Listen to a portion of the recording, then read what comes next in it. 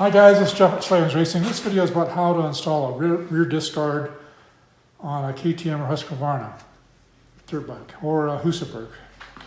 And disc guards are really important if you're riding a lot of rocks because you can wheelie the front end over rocks and stuff, but you're basically kind of dragging the back end of the bike through those obstacles. So the disc gets beat up. You can bend it while you're out on the trail, and then you have no back brake, because it will push the pads out with every stroke of the wheel. So rear disc guards are in one of my, in my top 5 things of protection items for your motorcycle. Now this is zip tie racing. The KTM and Husqvarna factory teams use these. It doesn't protect any better than any of the rest of them. We have a bunch of them on our website. Bulletproof Designs is our biggest seller, our most popular one. Theirs is an excellent product. But we've got a lot of other ones as well, and they all get the job done. It just kind of gets down to the look that you like, or this one has a replaceable shark fin. I don't know that they even sell this separately. I would assume that they do. We've never sold one. We've sold tons of these. We've never sold one of these fins. So from there, you have to remove the rear wheel. And first I was going to just remove the rear wheel before the video and then just show you how to take it from there. But I decided, that I just sold my bike the other day to a guy that didn't even know how to take the rear wheel off. So, and it's not because he's a dummy, it's because he just does not have experience. And I think there's a lot of guys like him out there. So the first thing you do is you want to remove the axle nut, which is on my right side over here. It's just a 27 millimeter nut. You can use, I use a 27 millimeter socket. You can use a 27 millimeter wrench. You could use a crescent wrench if you have to. I really don't like using crescent wrenches, adjustable wrenches for anything, but you do what you got to do.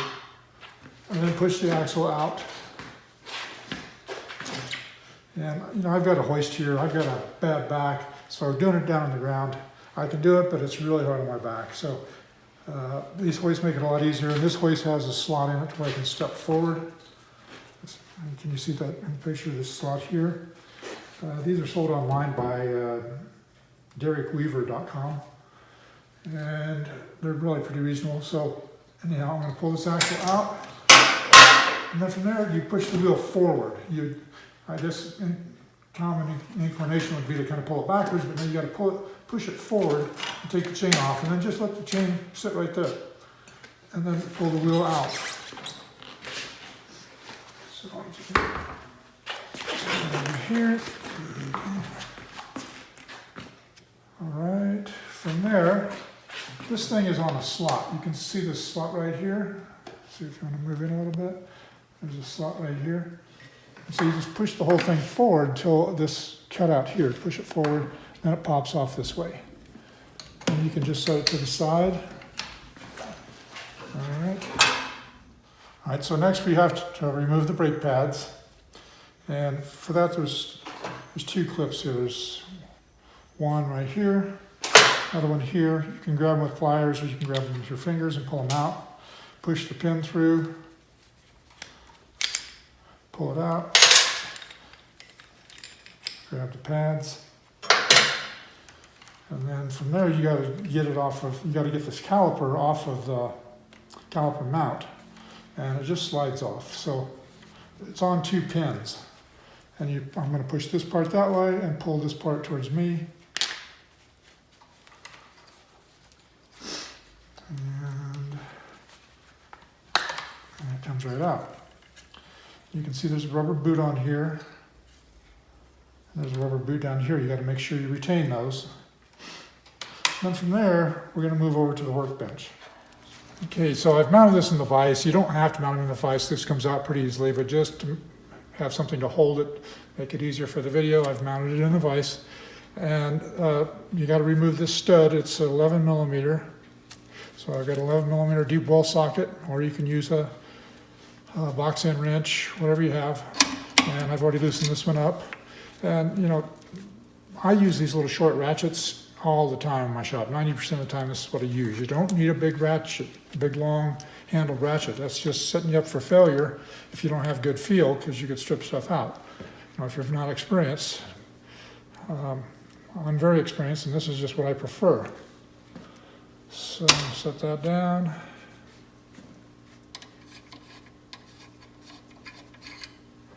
remove this, and now it's got to go into the new piece, but first I need to clean it.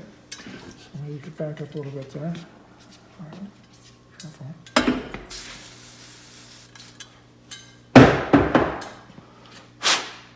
So I cleaned that with contact cleaner, and a contact cleaner is something that you should have in your shop.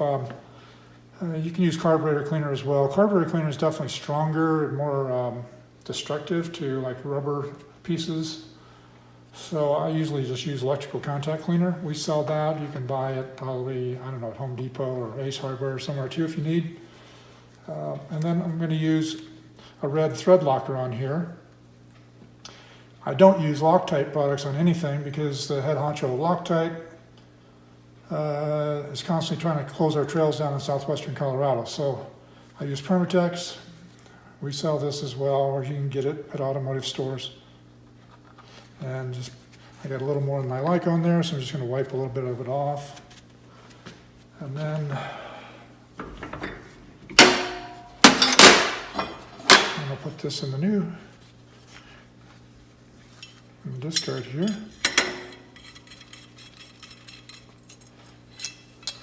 I don't think I need to even use a vise for this, so I'm just going to... Yep, that's good enough. If you're a Torcoholic, I guess you can find the specs somewhere. I'm not. I just tighten them down well. So now we have to get the little plate out of here. I don't know what this plate's called. It's just keeps the brake pads from wearing a hole into the aluminum here. This is a little stainless steel plate. And it just pops up out of there. So I just take a flat blade screwdriver.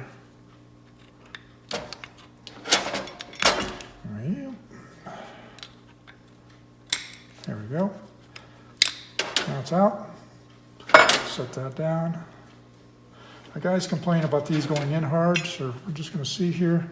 You can see they've got machined slots here on both sides for this part to fit into. And that part's kind of curved, so it's not just going to fall in there. You're going to have to get a little aggressive with it. So I'm going to set it in there like that. And I'm going to take this screwdriver and push on it.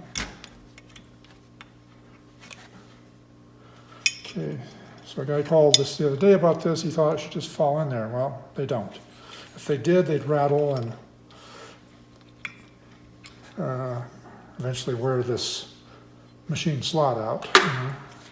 So now that's ready. We've got to get this rubber piece, this kind of a little accordion shape looking piece, and just stick it in here. And you just kind of push it in. It just goes right in there. So from there, you need just a little touch of grease. You can use wheel bearing grease or whatever you have. This is suspension grease I'm using here, but you don't have to be real picky about it. And I'm going to put some on here. Not too much, just a thin film on there. And then, I don't have a longer screwdriver with me here, but you should put some down in this hole in these pleats of this rubber boot, and then put some also on the shaft that's on the brake caliper. So now we're going to go back over to the bike. And there I'm going to put a little grease, just a touch, on this stud here. So this part puts pressure on the pads to kind of keep them from rattling, and it easily falls out. And it just, these little clip pieces right here have to fit up into here. And sometimes they want to fall out on you, so I'm not going to do this yet. It just fell out, so I'm going to leave it out for a minute while I put this back on, or put it on the new caliper, carrier and discard. So you just line up these two things. And it just slides on. That's all there is to that part. That's easy. From there we need to put the pads back in. Sorry about the noise. And this just pushes in, but They don't always like to stay in. Okay, so it's in there now. And if you have to, you can bend those little tangs on it a little bit. If the bike's been used a lot, this bike's almost new. And then the brake pads have to go in. And these are the OEM pads. They've got a phenolic insulator right in here. And that goes against the outside of it, the right side. Because all the heat is in this area, not out here. And that insulates against the heat. So this little part right here has to fit in that stainless steel plate that we put in. And then this one the same way. So you can see this all right. Then you'll notice that there's pressure from that spring, that plate that I put on the top, and that's what it's supposed to do. It's supposed to put pressure on the pad. So you push this way on the pads while you slide this in.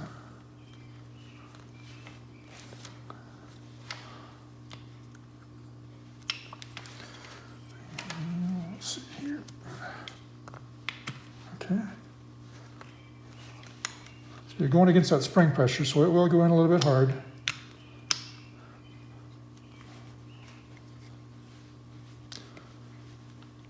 But you should not have to hit on it.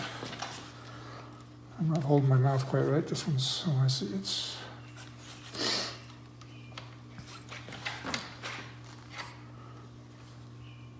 That's not lined up, so I'm going to push on the pads with my thumb.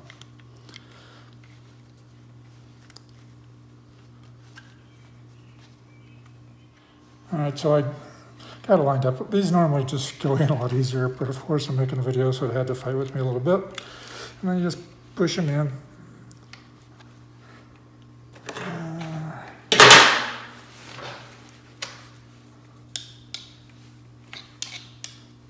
All right, so that's in all the way. You got to put the two clips back in that hold the pads in place, or hold this pin in place. This one goes in here, just like that.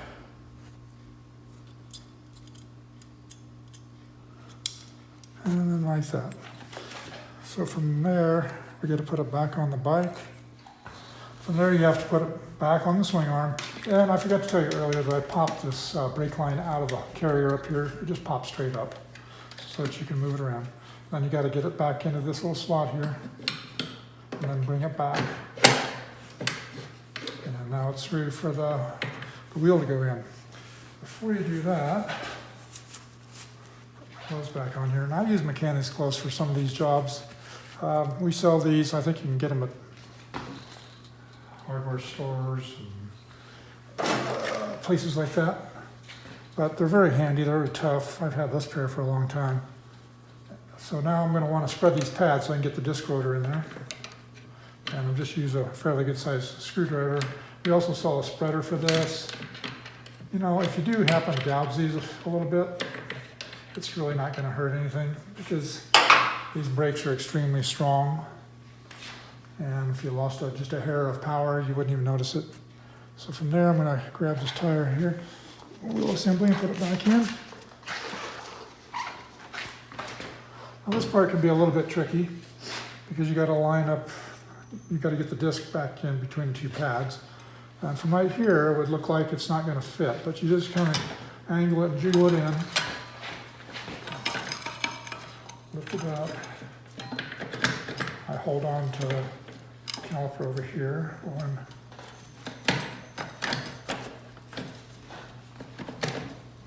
There we go. And then you got to put the chain back on, so push the wheel forward and then pull it back. I'm almost losing it on this right side over here.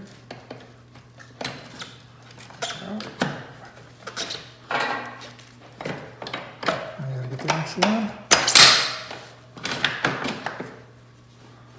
Pull it back, push the axle all the way in. Guys, I almost forgot one little trick. just take a shop rag. I think everybody's got a shop rag. Stick it in there and rotate the wheel backwards. And what that does is it pushes the axle forward against the adjusters. So everything is in the correct location before you tighten the axle. So you just stick that in there, then you go over here. You can see the axle adjuster is, nice and tight right there. This, providing that your chain is adjusted properly before you took the wheel off, which this one was because it's a new bike. If it's not, then adjust your chain and then stick the rag in over there. And that just pulls everything back in position. I've showed this on other videos before, but I just thought I'd better throw it in on this one. Put the nut on, torque it if you want. And then what you also need to remember is to pump the brake pedal to bring the pads in so that you don't have a scary ride when you first take off. And put the brake line back into its carrier up there. And that's really about it, guys. I've not been doing this video. I probably could have done this in 10 to 15 minutes. Might take you a little bit longer if you're not experienced, but it's basically it's an easy job. And if you have any questions, you can write in the comments below. I try to answer those, as long as they're not ridiculous or rude or have cuss words in them. So I think that's all for now.